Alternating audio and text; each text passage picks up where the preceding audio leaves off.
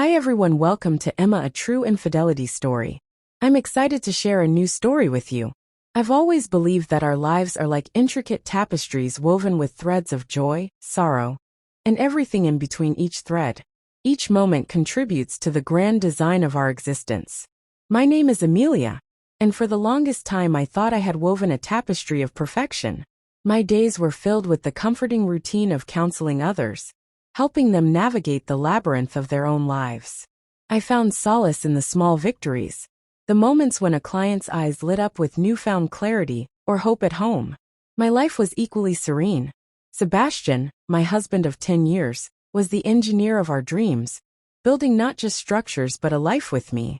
Our evenings were a gentle dance of conversation, laughter, and the soft clink of wine glass.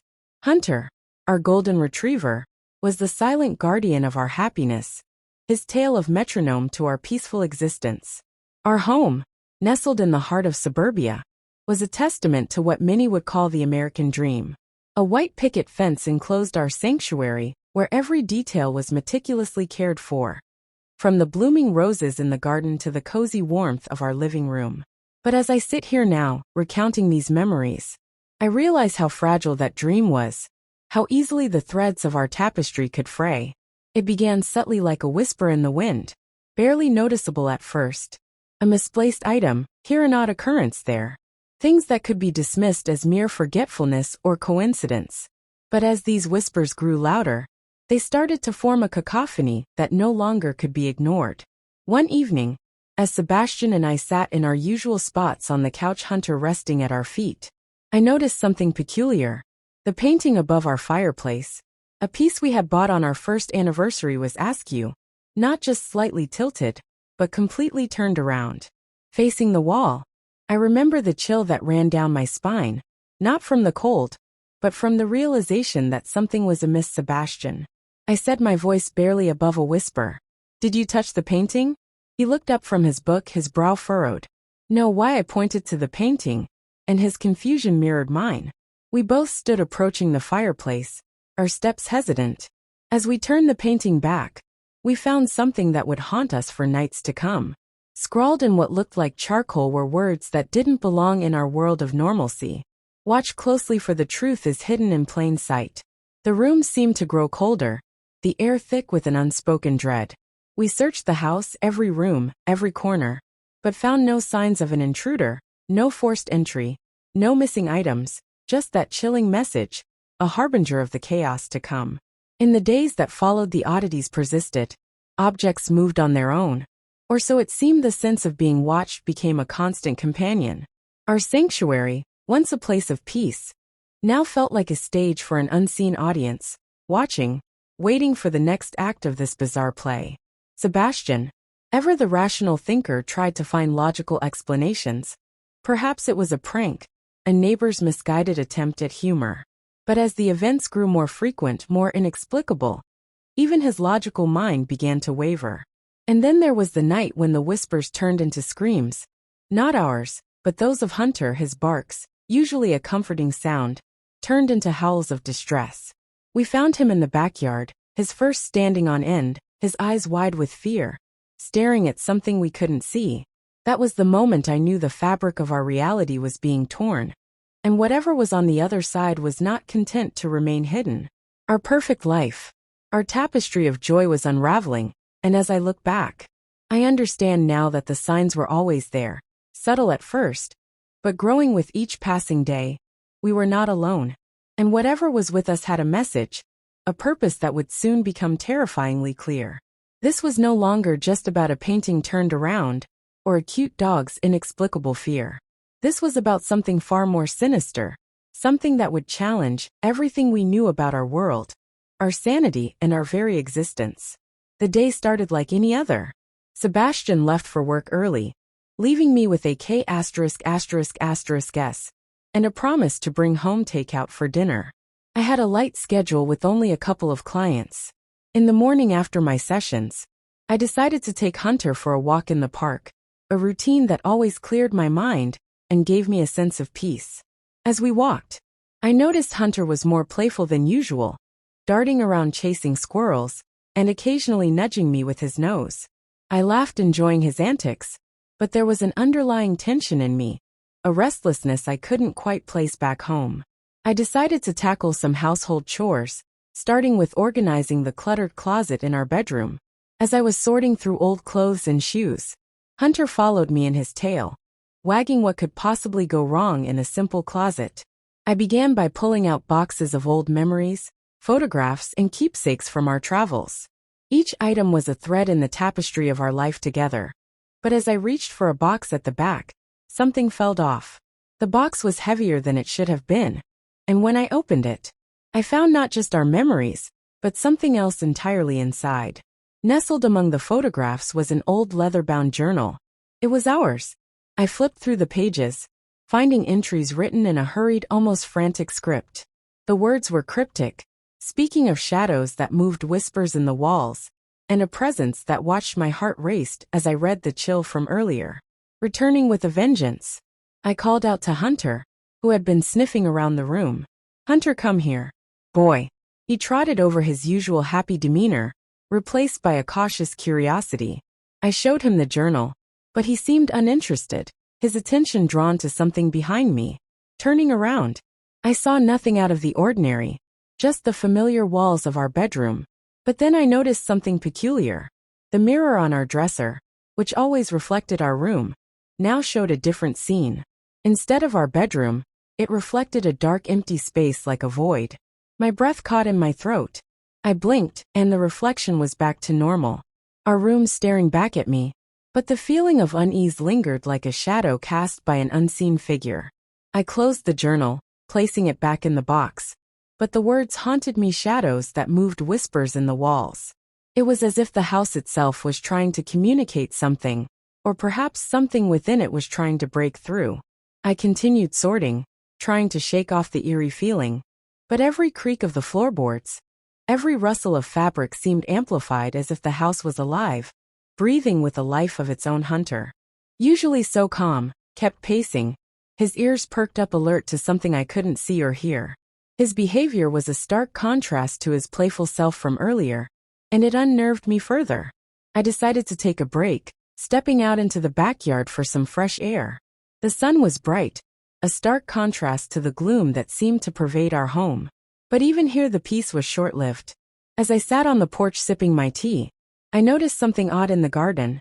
The roses, which had been in full bloom just yesterday, were now wilted, their petals scattered on the ground, as if a storm had passed through. Yet the sky was clear. I walked over, touching the brittle leaves, feeling a cold dread settle in my stomach. It was as if something had sucked the life out of them overnight. Back inside, the atmosphere was heavy, oppressive. I tried to call Sebastian, needing to hear his voice to ground myself in something normal, but his phone went straight to voicemail. The restlessness grew, the house feeling less like a sanctuary and more like a stage set for an unseen drama. I returned to the closet, the journal calling to me like a siren. I opened it again, reading more entries, each one more unsettling than the last. The writer spoke of a game of observation where the truth was hidden in plain sight. It was as if the journal was meant for us, a guide to this bizarre play unfolding in our lives. I sat there, the journal in my lap, Hunter at my feet, his head now resting on my knee, his eyes wide, watching the room as if waiting for something to reveal itself. The day that had started so ordinarily was now anything but. The fabric of our reality was fraying, and I was beginning to understand that the signs were not just coincidences or pranks. They were deliberate, or trotted by something or someone with a purpose. And as I sat there with the weight of the unknown pressing down, I knew that whatever was coming, whatever truth was hidden, it was not content to remain in the shadows. It was ready to step into the light, and we were to be its audience, whether we wanted to be or not. Our perfect life, our tapestry of joy was unraveling, and I could only watch, wait, and wonder what would be revealed next. I sat there, the weight of the journal pressing down on my lap, Hunter's head still resting on my knee. The words in the journal, cryptic and unsettling, seemed to echo the strange occurrences in our home. I felt a chill, not from the air, but from the realization that our sanctuary was no longer just ours. Hunter's playful energy had escalated in the confined space of the closet. He was jumping around his tail, wagging furiously in a moment of clumsiness. I tripped over him, falling awkwardly as I tried to regain my balance. Hunter, perhaps thinking it was a new game, positioned himself in a way that was inappropriate. In my shock and confusion, something unthinkable happened. I found myself in a situation where the boundaries of human and animal interaction were grossly blurred. It was a moment of pure, unadulterated horror, a mistake born out of a bizarre chain of events. The realization of what had just occurred hit me like a ton of bricks. I was paralyzed not just by the physical act, but by the moral and emotional implications. How could I, a counselor who helps others navigate their lives, have let this happen? I pushed Hunter away gently, my heart pounding in my C*******T. The room seemed to close in around me, the walls whispering secrets I couldn't comprehend. I stood up, my legs shaky, and backed away from the closet, my mind racing with guilt and confusion. I needed to talk to someone to share this burden, but who? Sebastian was at work. And this was something I couldn't even begin to explain. Over the phone, I felt isolated, trapped in a nightmare of my own making. Hunter whimpered, sensing my distress, his tail no longer wagging. I looked at him, his eyes wide, with what I could only interpret as concern or confusion. "It's okay, boy," I whispered, more to reassure myself than him. The house felt different now, as if it was watching, judging. I walked back to the living room, my steps heavy, each creak of the floorboards a reminder of the strange energy that seemed to permeate our home. I sat on the couch, the journal still in my hand, its leather cover cold against my skin. I flipped through the pages again, looking for something, anything that might explain the madness unfolding around me. The entries spoke of games of watching and waiting, of truths hidden in plain sight.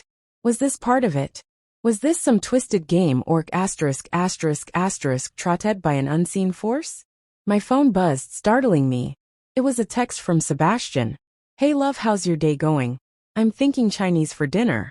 I stared at the message, the normalcy of it stark against the chaos in my mind. I typed back, my fingers trembling. "Sounds good. I need to talk to you about something when you get home." I couldn't tell him overt text. This needed to be facto facis. The rest of the day passed in a blur. I tried to distract myself with work, but every sound, every shadow seemed to taunt me, reminding me of the incident in the closet. As evening approached, the house grew darker, the shadows longer. I turned on every light, hoping to dispel the gloom that seemed to cling to every corner. When Sebastian finally walked through the door, his usual smile faded as he saw my face. "Amelia, what's wrong?" I took a deep breath, the words catching in my throat. Something happened today with Hunter." His expression shifted from concern to confusion. "What do you mean?" I recounted the events, my voice barely above a whisper, the horror of the moment replaying in my mind. Sebastian listened, his face growing pale, his eyes wide with disbelief. When I finished, there was a heavy silence between us. He sat down next to me, taking my hand. "Amelia, it was an accident, terrible, but we need to figure out what's happening here. This isn't just about that. There's more going on." I nodded, tears welling up. "I know, the journal, the painting, Hunter's behavior, it's all connected, isn't it?" "Yes," Sebastian said, his voice firm. "And we're going to find out what's behind it together." The resolve in his voice was comforting, but the fear lingered. We decided to start by examining the journal more closely, looking for any clues that might help us understand the game we were unwittingly playing. As we sat there, the journal opened between us. I felt a small measure of relief. We were in this together, facing the unknown. But at least we weren't alone. The night stretched on, filled with whispered discussions, the flipping of pages, and the occasional bark from Hunter, who seemed to sense the tension. We were piecing together a puzzle, but every piece we placed seemed to reveal more questions than answers. And as the clock ticked towards midnight, the house felt alive, as if it was holding its breath, waiting for the next act of this eerie play to unfold. The days following were a blur. I avoided Sebastian, unable to look him in the eye, haunted by my secret. My work suffered. My clients sensed my distraction, my lack of focus. I couldn't sleep, couldn't eat, and Hunter, sensing my distress, became unusually clingy. which only deepened my guilt. I contemplated confessing to Sebastian, but the words wouldn't form. How could I explain this? How could anyone understand? I started researching, looking for any shred of information that could help me understand or cope with what had happened. One evening, as Sebastian was working late, I sat alone in the living room, the weight of my secret crushing me. Hunter lay at my feet, his eyes watching me with an innocence that now felt like an accusation. The house was silent, save for the ticking of the clock each second, a reminder of the time slipping away, the time I was losing to the secret. I pulled out the journal again, its leather cover worn and cold. The entries were like riddles, speaking of games and truths hidden in plain sight. I pored over the pages looking for something, anything that might explain the madness in our home. The more I read, the more I realized that this wasn't just about the incident with Hunter. It was part of something larger, something trotted. The journal hinted at a presence, a force that was playing with us, watching our every move. I felt a chill as I read an entry about the game of observation. It described how the observer would watch, waiting for the perfect moment to reveal itself. Was this what was happening? Was our life, our sanctuary, merely a stage for this unseen entity? The room seemed to darken, the shadows growing longer, more defined. I glanced up half, expecting to see something lurking in the corners, but there was nothing, just the familiar furniture, the pictures on the walls, and the eerie silence. Hunter's ears perked up, his gaze fixed on the hallway. I followed his line of sight, my heart racing. There was nothing there yet. The air felt thick, charged with an unseen energy. I stood moving towards the hallway, my steps tentative. The floorboards creaked under my weight, each sound echoing like a warning. I reached the threshold, peering into the darkness. Nothing but then a whisper, so faint I thought I might have imagined it. Turning back, I saw Hunter had followed me, his tail now low, his demeanor alert. "What is it, boy?" I whispered, my voice barely carrying over the silence. I returned to the living room, the journals still open on the couch. I sat down, pulling Hunter close, needing the comfort of his warmth. The journal's pages seemed to beckon me, urging me to delve deeper. The entries spoke of signs of symbols that would guide us to the truth. I remembered the painting. The message scrawled on it was that one of the signs. My thoughts were interrupted by the sound of the front door. Sebastian was home. I quickly closed the journal, tucking it under the couch cushion, my heart pounding with a mix of relief and dread. Sebastian entered, his face tired but concerned. "Hey you. Okay?" he asked, noticing the tension in the room. I nodded, forcing a smile. "Yeah, just thinking." He sat beside me, his arm wrapping around my shoulders. "We'll figure this out, Ash, together." I leaned into him, grateful for his presence, yet the weight of my secret was like a barrier between us. "I know," I said, my voice barely above a whisper. The night stretched on with us sitting in silence, each lost in our thoughts. The journal, hidden but not forgotten, seemed to pulse with an energy of its own, as if it was waiting for the right moment to reveal more of its secrets. As midnight approached, the house felt alive, almost expectant. I couldn't shake the feeling that we were being watched, that every move we made was part of a larger unseen game. Sebastian eventually drifted off to sleep on the couch, his breathing steady, a stark contrast to the turmoil inside me. I sat there, watching over him, the journal's words echoing in my mind. The truth was hidden in plain sight, but what was the truth, and, more importantly, was I ready to face it? The house, our sanctuary, now felt like a stage, and we the unwitting actors in a play whose script we had yet to fully understand. The night was long, filled with the quiet rustle of Hunter's movements, the soft snoring of Sebastian, and the relentless ticking of the clock. Each sound was a reminder of the normalcy we once had, now tainted by the unknown. I knew sleep would not come easily, not with the weight of the journal's secrets and my own. But as the first light of dawn began to seep through the curtains, I made a silent vow. We would uncover the truth, no matter how dark or twisted it might be. We had to, for our sanity, for our life together, for Hunter, and for the peace of our home. The game was afoot, and whether we liked it or not, we were players in it. And as the new day dawned, I felt a resolve hardening within me. We would not be mere pawned ones. We would find the truth, or it would find us. The climax came unexpectedly. Sebastian, concerned about my recent behavior, decided to take a day off to spend time with me. He suggested we go for a walk, just the three of us. During the walk, Hunter, in his usual playful manner, jumped on me. And in that moment, Sebastian saw something in my reaction that made him pause. He asked me what was wrong, his voice laced with worry. The dam broke. I couldn't hold it in any longer. I confessed everything, the words tumbling out in a rush of tears and shame. I told him about the journal, the cryptic messages, the feeling of being watched, and the unspeakable incident with Hunter. Sebastian's face went through a gamut of emotions: shock, disbelief, horror, and then a profound sadness. The walk back home was silent, the air thick with unspoken words and shattered trust. Once home, Sebastian needed space, and I gave it to him. Retreating to our bedroom, where I sat on the edge of the bed waiting for the fallout. Hours passed, each minute stretching into an eternity. The house felt like a tomb, the silence oppressive. I heard Sebastian moving around downstairs, his steps heavy burdened. Finally he came up, his face etched with lines of worry and confusion.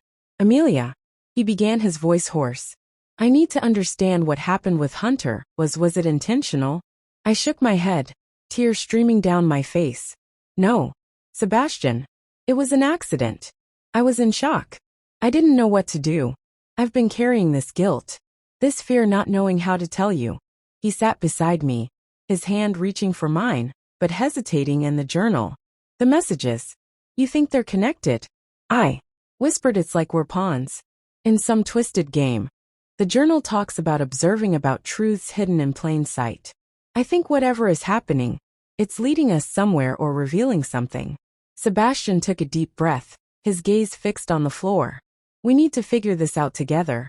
"But Amelia, what happened with Hunter? We need to address that too. It's not just about the supernatural, or whatever is going on here. It's about us, about trust." I nodded, feeling the weight of his words. "I know, I'm so sorry, Sebastian. I've been so scared, so lost in this nightmare." He looked at me then, his eyes searching mine. "We'll get through this. But we need to be open with each other, no matter how hard it is." The conversation shifted to the journal. We decided to go through it together, looking for any clues that might explain the bizarre occurrences. As we flipped through the pages, the entries seemed more ominous. Speaking of a game where the observer would reveal truths at the most unexpected times, here Sebastian pointed to an entry. "It talks about the final act, where everything becomes clear. Do you think we're nearing that point?" I felt a chill. Maybe. But what if the truth isn't something we want to see? We have to face it. "Whatever it is," he said firmly, "for our sanity, for our life together." The night deepened, the house creaking as if it was alive. Listening to our whispered discussions, we decided to set up cameras around the house, hoping to capture any anomalies. The act of doing something, anything, felt like reclaiming some control over our spiraling situation. As we placed the last camera in the living room, Hunter, who had been unusually quiet, suddenly began to bark, his eyes fixed on a spot in the corner. We followed his gaze, seeing nothing at first. Then a shadow seemed to shift, a slight movement in the darkness. "Did you see that?" Sebastian whispered, his voice tense. I nodded, my heart pounding. We watched the camera feed on our laptop, the room eerily quiet except for Hunter's soft whimpers. The shadow moved again, this time more distinctly, as if it was aware of our observation. "We're not alone," I murmured, feeling a cold dread seep into my bones. Sebastian's hand found mine, squeezing it tightly. "Whatever it is, we'll face it together." The night wore on with us, taking turns watching the feeds, looking for any sign of the shadow, or any other anomaly. The tension was palpable. Every creak of the house, every flicker of light, seemed to hold a sinister intent. As dawn approached, the house seemed to settle, the shadows retreating with the first light. We were exhausted, emotionally drained, but there was a new resolve between us. The incident with Hunter, though horrific, had brought to light the depth of our bond, the need for honesty and support in the face of the unknown. "We'll get through this," Sebastian repeated, his voice steady. "We'll find out what's happening, and we'll deal with it." I leaned into him, feeling the warmth of his presence, the comfort of his certainty. Together, I echoed, knowing that no matter what lay ahead, we would face it side by side. The game was still afoot, but now we were not just players. We were observers too, watching for the truth, ready to confront whatever was hidden in plain sight. In the days that followed, our home became a battleground of emotions. Sebastian was torn between his love for me and the betrayal he felt we sought, counseling both individually and as a couple. The therapist, understanding the complexity of our situation, helped us navigate through the layers of guilt, shame, and confusion. Sebastian decided he needed time, a way to think, to decide if our marriage could survive this. He moved out temporarily, leaving me with Hunter, whose presence now was a constant reminder of my mistake. I focused on my work, channeling my energy into helping others, perhaps as a way to atone for my actions. Over time, Sebastian and I began to communicate more openly, discussing not just the incident, but our feelings, our future, and whether we could rebuild what was broken. The conclusion was not a neat bow, but a tentative step forward. Sebastian returned not with forgiveness, but with a willingness to try. We agreed to start anew with new boundaries, new understandings, and a commitment to honesty. No matter how painful, will Amelia and Sebastian find their way back to each other, or will this be the end of their journey together? The days stretched into weeks, each one a battle against the silence that had settled between us. Sebastian's absence left the house feeling dealer than ever. The echo of his footsteps, a ghost in the hallways. I found myself talking to Hunter more, as if he could fill the void left by Sebastian's departure. But every wag of his tail, every look of concern in his eyes only, reminded me of the incident that had shattered our peace. Counseling became my refuge, not just for my clients but for myself. I pored over books on psychology, looking for answers, for ways to heal, not just others but my own fractured soul. The sessions with our therapist were grueling, each one peeling back layers of denial and pain. We need to address the incident with Hunter, the therapist said. One session, her voice gentle yet firm. It's not just about what happened, but how you both process it, how you communicate about it. Sebastian, even from a distance, participated through video calls. His face, once so familiar, now seemed like a distant memory, his expressions harder to read. I'm trying to understand Amelia, he said. His voice strained, but I need time to process, to heal. I nodded, my heart heavy. I know, and I'm here when you're ready. Our conversations were cautious, like walking through a minefield. We talked about everything but the incident, tiptoeing around the elephant in the room. Yet with each session, the air cleared a bit more. We discussed our dreams, our fears, our regrets, and slowly the foundation of our relationship began to show signs of repair. One evening, as I sat alone with Hunter, the house felt particularly oppressive. The shadows seemed to stretch, whispering secrets I couldn't understand. I pulled out the journal again, its leather cover now worn from my constant touch. The entries, once cryptic, now seemed to offer a twisted kind of solace. The observer watches, waiting for the moment of truth. I read aloud, my voice barely above a whisper. Hunter's ears perked up, his gaze shifting to the dark corners of the room.